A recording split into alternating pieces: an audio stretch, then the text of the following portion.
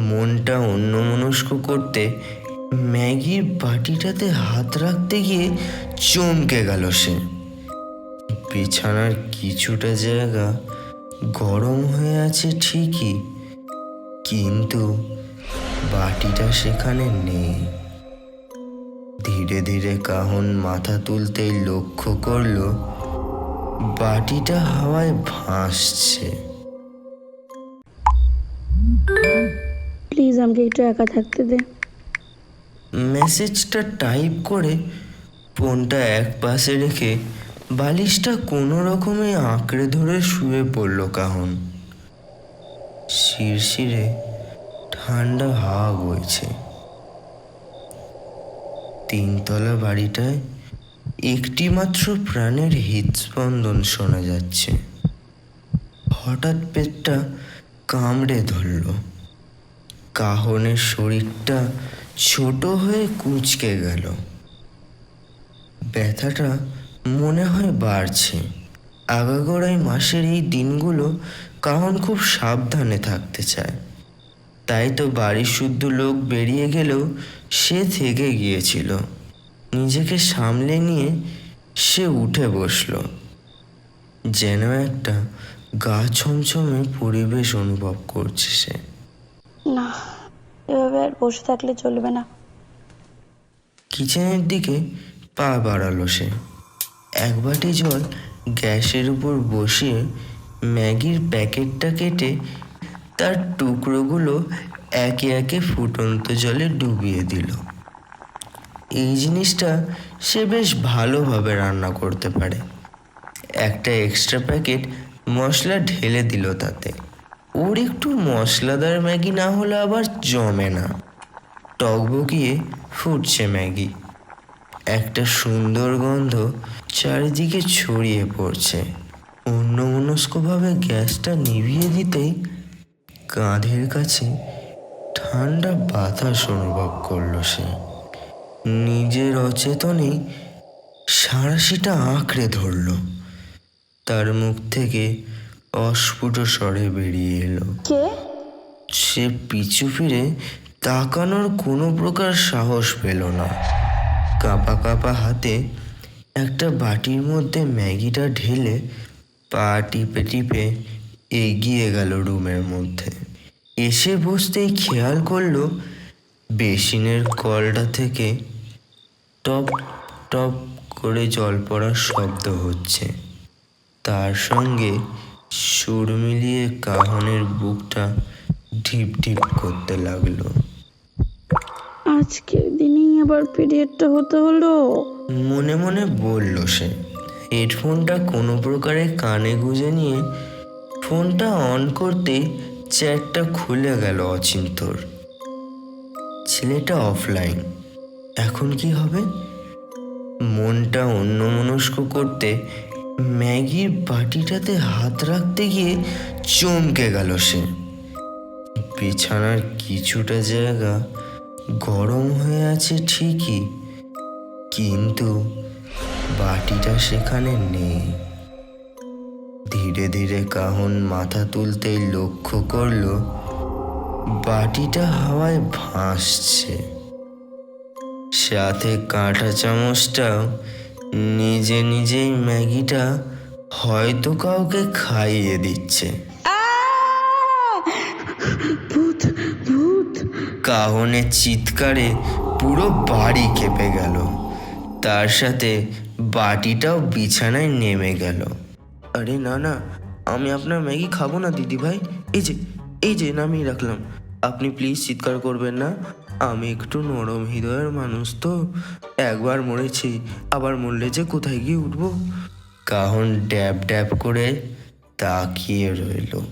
কিছুক্ষণ একটা deep silence বজায় রইল। কাহন ভাবল, তাহলে ভূতটা কি সত্যিই চলে গেল? আচ্ছা দিদিভাই। ও মা গো, এখন এখানেই আছে।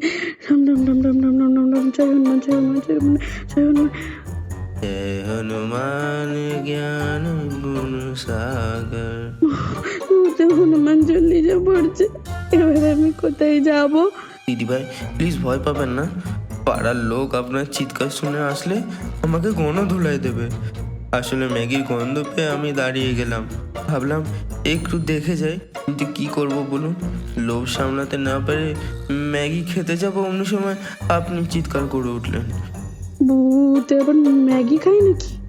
আসলে মানুষ মরে গেলেও তো আর স্বভাব যায় না, বলে সে হাসতে শুরু করলো। আবছা হলো হয়তো মানুষটাকে, সরি, ভূতটাকে কাহন দেখতে পাচ্ছিল। লোকটা যেন কিছু না ভেবেই নিজের মনে বকে চলেছে। কাহন টের পেল তার আর ভয় লাগছে না। লোকটাকে এখন পরিষ্কার দেখতে পাচ্ছে, বেশ চিমচাম চেহারা, বয়সটা হয়তো তার থেকে বছর খানেকের বড় হবে। ভূত কি সত্যি এমন হয়? তা বলে একদম হ্যাংলা ভূত, ম্যাগির গন্ধে চলে এলো। কিছু বলছেন দিদিভাই? কাহন একটু চমকে গিয়ে নিজেকে সামলে নিল। যদি কিছু মনে না করেন, আমি আমি ম্যাগিটা খেতে পারি? কাহন শুধু মাথা নাড়ল। তারপর ভূতটা তৃপ্তি করে ম্যাগিটা খেতে শুরু করলো। তা দেখে কাহনের বেশ মায়া হলো, যেন সত্যি বহুদিন না খেয়ে রয়েছে ভূতটা। আপনার কি সত্যি খুব খিদে পেয়েছিল? বহু বছর পর, বুঝলেন। আসলে আমার মা আমাকে ঠিক ঠিক এমন ম্যাগি বানিয়ে দিত। তখন 5 টাকার ম্যাগিতে জানি না কিভাবে পেট ভরে যেত। এখন কি জানি বাবা কত টাকা দাম হয়েছে। যেভাবে জিনিসপত্রের দাম বাড়ছে, আমরাও তো একদিন না খেতে পেয়ে মরে যাব। মরলেই বা কোথায় যাব? একবার তো মরলুম। কারণ সত্যি অবাক হয়ে তাকিয়ে আছে। তার কোনো মতে বিশ্বাস হচ্ছে না যে ভূতটা অনর্গল তার সাথে গল্প করে চলেছে। কি যেন একটা ভেবে কাহন বলল, আপনি মারা গেলেন কিভাবে? ভূতটা ড্যাব ড্যাব করে তাকিয়ে রইল, যেন আকাশ থেকে পড়ল সে। কাহনের কিছুটা কাছে সরে এসে সে বলল, সত্যি আপনি জানতে চান? কাহন কিছুটা পিছিয়ে গিয়ে বলল, আপনার যা বলার আপনি দূর থেকে বলুন। আরে মজা করছিলাম, শুনুন তাহলে। এই বলে ভূতটা একটা জোরে নিঃশ্বাস নিল। তার নিঃশ্বাসের জোরে জানলা দরজার কপাটগুলো খটখট করতে লাগলো।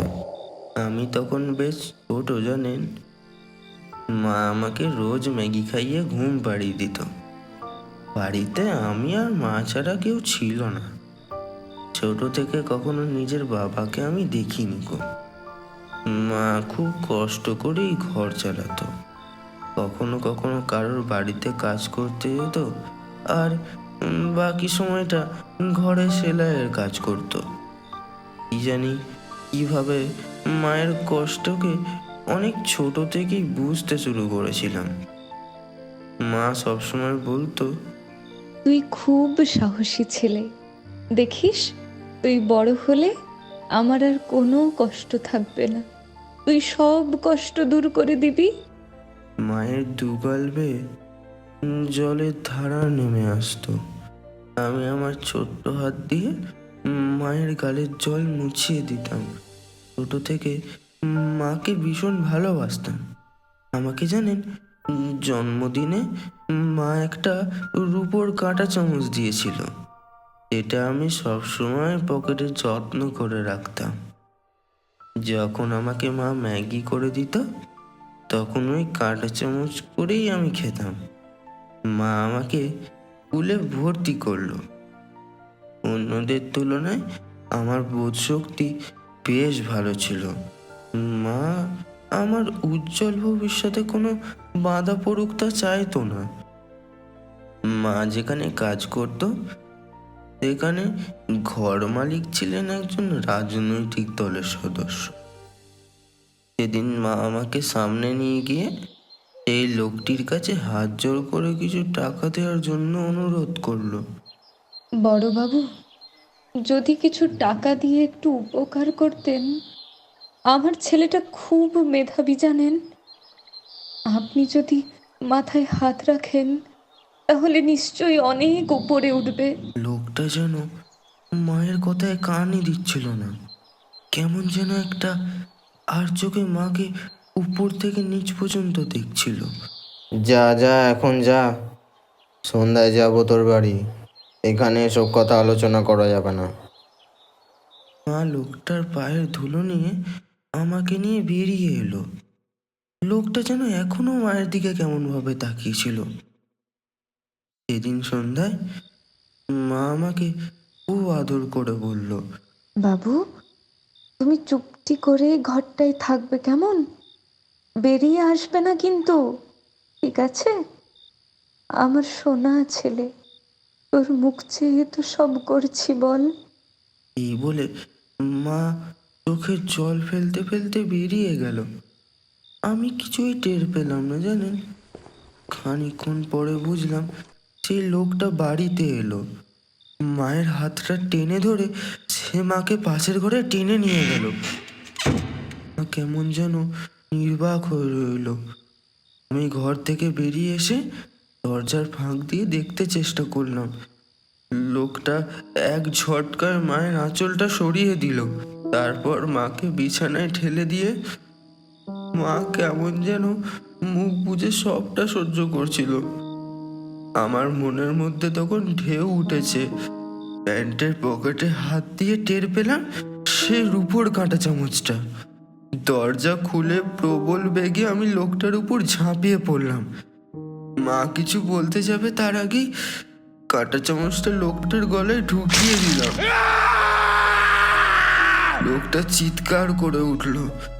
মা কোনো মতে লোকটাকে সরিয়ে আমাকে কোলে নিয়ে বাইরের দিকে ছুটলো। কাঁদতে কাঁদতে বলতে লাগলো, কি করলি তুই এটা? কি করলি? আমি কিছু না বলে মাকে জড়িয়ে ধরলাম। হঠাৎ একটা উজ্জ্বল আলো আর তারপর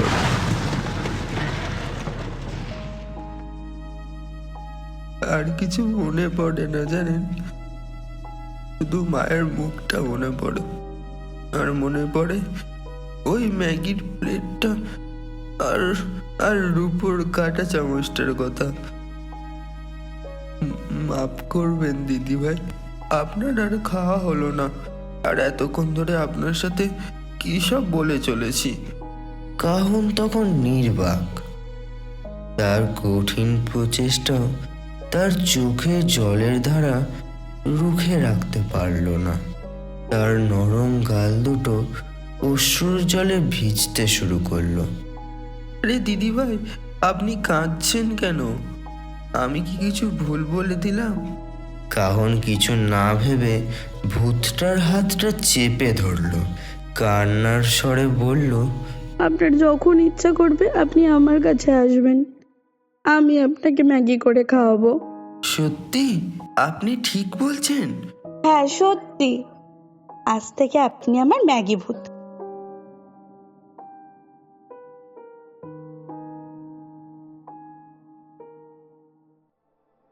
আপনারা এতক্ষণ শুনলেন হ্যালো শুনতে পাচ্ছেন চ্যানেল প্রেজেন্স নিকোলাস বাবুর লেখা আজকের গল্প ম্যাগি ভূত। এই গল্পটিকে গল্প পাঠিয়েছিলেন লেখক স্বয়ং নিকোলাস, তুমিলি এবং নন্দিতা।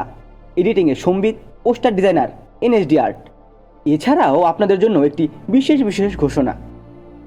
আপনার জীবনের কোনো সেরা স্মৃতি কিংবা গোপনে লিখে রাখা কোনো গল্পকে যদি অডিও স্টোরিতে শুনতে চান, তবে এখনই ডায়াল করুন ডেসক্রিপশনে দেওয়া আমাদের নম্বরটিতে। ধন্যবাদ।